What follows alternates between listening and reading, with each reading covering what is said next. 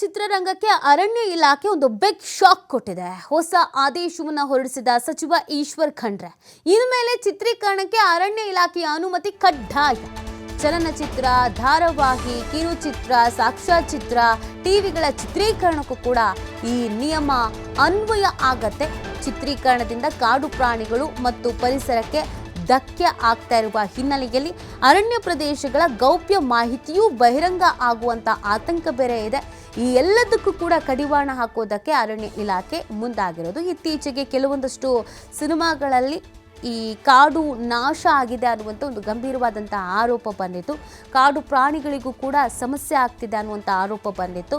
ಹಾಗೆಯೇ ಇತ್ತೀಚೆಗೆ ಈ ಸಿನಿಮಾ ಶೂಟಿಂಗ್ಗಳ ಹಾವಳಿ ಕೂಡ ಹೆಚ್ಚಾಗಿತ್ತು. ಇದರಿಂದ ಗೌಪ್ಯ ಮಾಹಿತಿಗಳು ಕೂಡ ರಿವೀಲ್ ಆಗುತ್ತೆ ಅನ್ನುವಂಥ ಒಂದು ಆತಂಕ ಬೇರೆ ಇದೆ. ಆ ಕಾರಣಕ್ಕಾಗಿ ಯಾವುದೇ ಚಿತ್ರೀಕರಣ ಆಗಿರಲಿ, ಅದು ಸಿನಿಮಾ ಆಗಿರ್ಬೋದು ಅಥವಾ ಸಾಕ್ಷ್ಯಚಿತ್ರಗಳಾಗಿರ್ಬೋದು, ಸೀರಿಯಲ್ ಆಗಿರ್ಬೋದು, ಯಾವುದೇ ರೀತಿಯಾದಂಥ ಚಿತ್ರೀಕರಣ ಆದ್ರೂ ಕೂಡ ಅರಣ್ಯ ಇಲಾಖೆಯಿಂದ ಸಂಪೂರ್ಣವಾಗಿ ಪರ್ಮಿಷನ್ ಅನ್ನು ಪಡ್ಕೊಳ್ಳೇಬೇಕು.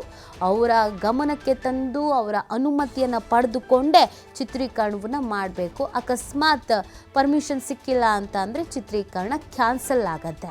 ಸಚಿವ ಈಶ್ವರ್ ಖಂಡ್ರೆ ಈ ಒಂದು ಆದೇಶವನ್ನು ನೀಡಿದ್ದಾರೆ. ಹೊಸ ಆದೇಶವನ್ನು ಹೊರಡಿಸಲಾಗಿದೆ.